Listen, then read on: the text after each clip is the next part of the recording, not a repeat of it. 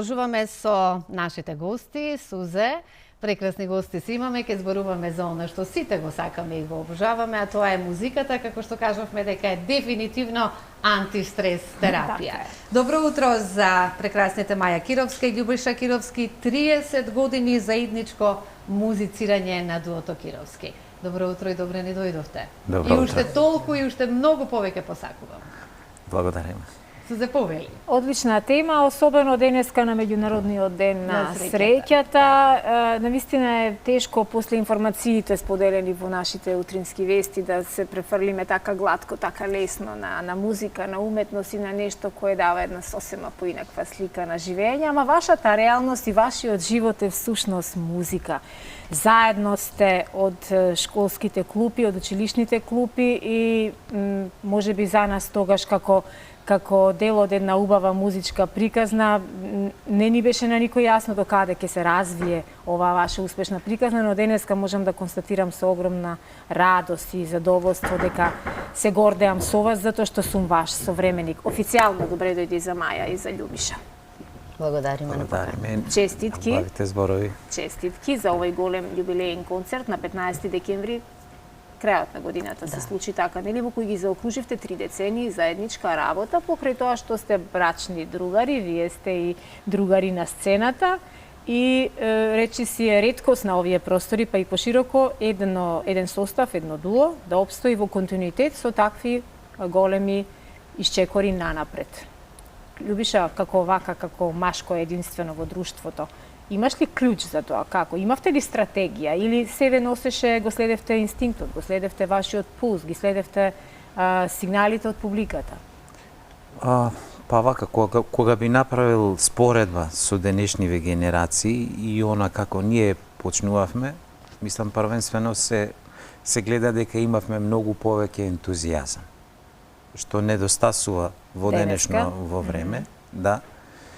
Се водевме повеќе по срцето, нели, и љубовта кон музиката, а тоа мора да е двигател кој што ќе те движи напред, нели, неопислива некоја сила која што ќе те тера да го работиш тоа. Не некој те натерал, нели, него едноставно го правиш тоа од љубов.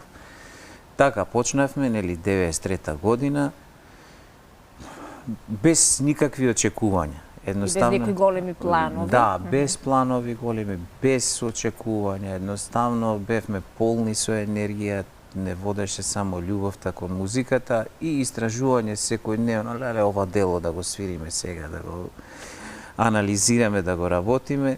Така почна и за среќа наша еве 30 години тоа го работиме и се надеваме барем уште 20 години дека Сигурна сум дека ќе биде така. Маја, на Љубиша му дадовме предност како на единствено машково друштво, во нели Слободанка е тука и ти и јас.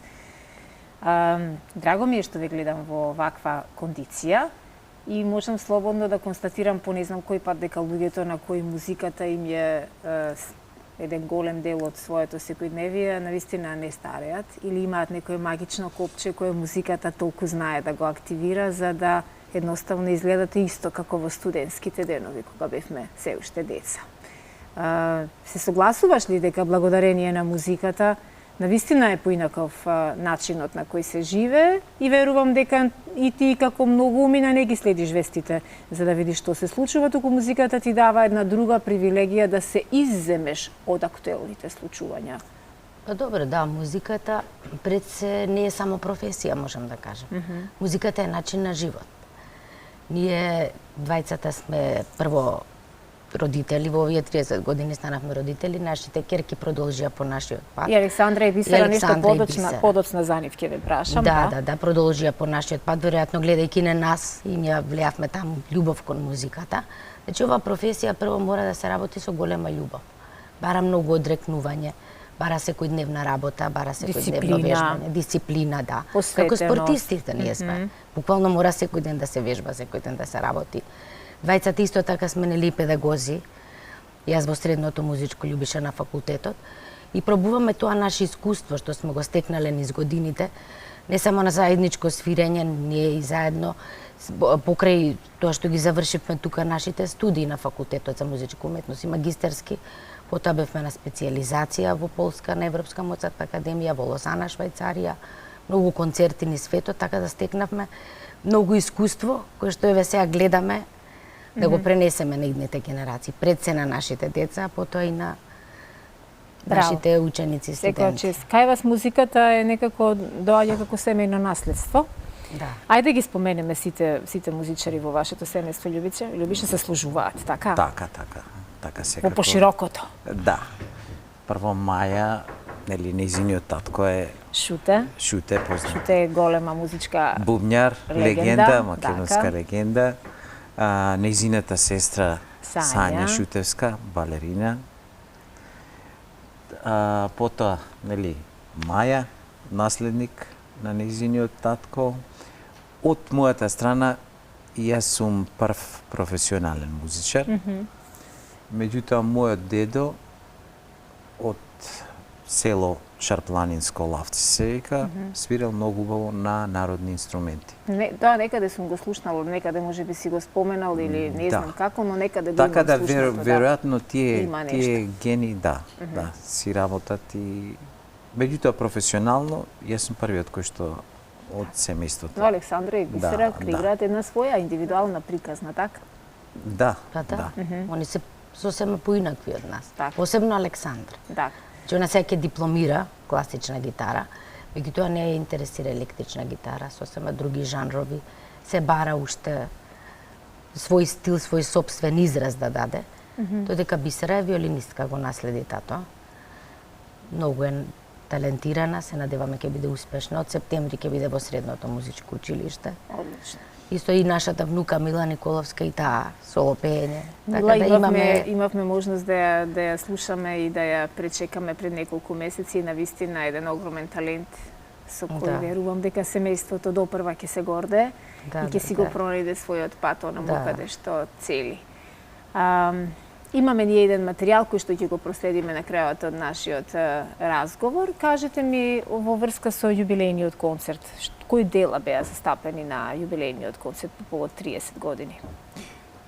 За каков репертар се одлучивте? Репертар кој што повеќе ќе се допадне на публиката или репертар кој што е доволно издржан за да ги одбележи, да ги заокружи овие 30 години? За овој значаен јубилеј се одлучивме за репертоар кој што ќе има стварно тежина и која што ќе не отслика нас како карактери за сите овие 30 години. Пошто сме биле познати овие 30 години? По тоа што секогаш сме свиреле премиерни дела. Значи, секогаш на нашиот репертоар имало некој премиерно дело.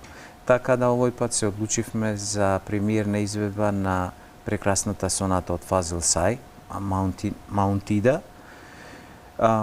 Едно ремек дело, која што кажува за алчноста на човекот, по трка за материјални бенефити, уништува цела една планина, сакајќи да направи рудници на злато. Слика и прилика на секојдневието. На секојдневието. Илјадници луѓе демонстрираат, и го искажуваат својот револт против таа одлука, на владата во Турција. Меѓутоа, слично како кај нас, кога нешто ќе се одлучи, тоа и се прави и се уништува комплетно целата планина. Во сонатата на Фазил Сај отсликано е, тоа е типично програмска музика, ефекти како оние дупчалки, машини, плачот на птиците, кои што се нарушува нивната животна средина. Многу потресна музика, впрочем, и ние со задоволство ја изведовме на нашиот јубилеј. Потоа една прекрасна соната од Волфганг Амадеус Моцарт, од неговиот краен, најдоцен период, најзрел период, кој што има навистина стварно тежина. На сите наши концерти во овие изминати 30 години сме свиреле делови од македонски композитор. Премиерно што била напишана за нас. Така да овој пат тоа беше Forever Nest од Давор Јордановски, нашиот драг колега, повратник од Канада, кој што моментално Да, му се радуваме што е повратник, таквите се бараат да ги има што повеќе да ни се вратат. Да, напиша едно стварно многу убаво дело, љубовно би рекол, така, кај што на негов начин не отсликува. Да, а започнавме да го надополнам Љубиша со една прекрасна соната од Ребека Кларк, зашто веќе од 2005 Љубиша и на концертите и виола свири. Така што имавме една прилично издржана програма, затоа што на секој концерт гледаме да одиме скала повисоко. Браво. И програмски, и изведувачки. Значи си поставуваме секогаш повисока цел пред нас. Секојаш е Така што и овој концерт сакавме да заокружиме со така. Така, Маја предаваш пијано во Државниот музичко-балетски училишен центар. Луи, какви се приликите во поново време? Порано кога јас бев дете и кога вие бевте деца, некако беше како мода да се свири пијано. Мислам дека и доста мајки, родители кои што не беа баш сигурни во талентот на своите деца, сакаа по секоја цена да ги усмерат кон нешто, да се пронајдат себе си во некој инструмент. Поминува ли таа приказна се уште? Па да, има многу дечиња што се запишани, посебно во моментот најактуелни се виолина, пијано, гитара во последно време многу сакаат да учат децата. И сега морам да кажам дека со промена на основното образование, со воведувањето на таа деветолетка и кај нас се воведе деветолетката, дечињата се многу зафатени во училиште и многу имаат помалку време да се посветат на инструментот, што е многу тажно, затоа што многу талентирани деца кои што токму треба да се посветат во последните години на изучувањето на инструментот, што е значено за запишување во средно, заради образовниот систем и промената на образованието немаат многу време. Меѓутоа интерес има, посебно за пијано интерес има, па стои уште тоа дека многу мајки сакаат да си ги запишат децата, да си ја пробаат среќата. Желбата е голема. Желбата е голема. Меѓутоа, веќе во прво одделение многу деца имаме запишани. До 9-то одделение, верувајте, се прочистува многу се прочистува. Дали 15-20 дечиња најупорните ќе завршат. Да, навистина талентот е едно, а можностите се сосема нешто друго и мислам дека една топла препорака до сите млади родители да не ги форсираат собствените деца, да не им направат па една друга пречка во животот, да се соочат да изучуваат музика. Јас сум за тоа дека музиката ги отвара сосема други размислувања кај децата. Но има други места каде тие може да ја консумираат музиката во форма на музикотерапија без да се бара од стрес, притисок да мораат да навежбаат нешто кое тие не може да го слушаат. Затоа почнуваат и потоа се прочистува. Така. Лешотскиот камерен фестивал е нешто што 3 години веќе кај нас обстојува и е ваше чедо. Кажи ми нешто повеќе, Љубиша, за ова. Да, горди сме нели и на Лешотскиот камерен фестивал. Морам да кажам... Која беше инспирацијата?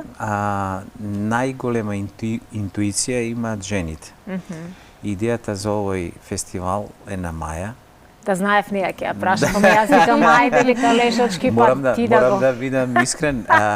Поврзаноста со Лешок е моето потекло, нели? Тоа го знам, да. Јас сум од Полошкиот регион и тука, нели, каде да се одржува фестивалот, бевме и инспирирани од фестивали кои што се одржуваат во светски рамки на екзотични места, нели?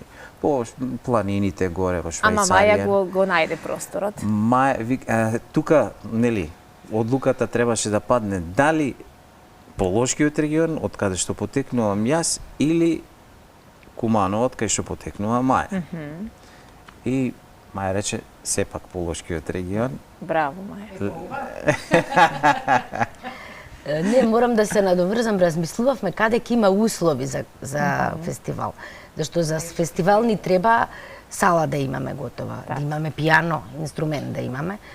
Некако во тој дел во Куманово, во самиот град да биде, не беше тоа идејата. И јас знаев дека во Лешок веќе има готова сала, професорот Ивица Зорич ја има таа направено сала, Кирил Печиновиќ, имавме таму клавир на доајенот Тодор Скаловски тетовец.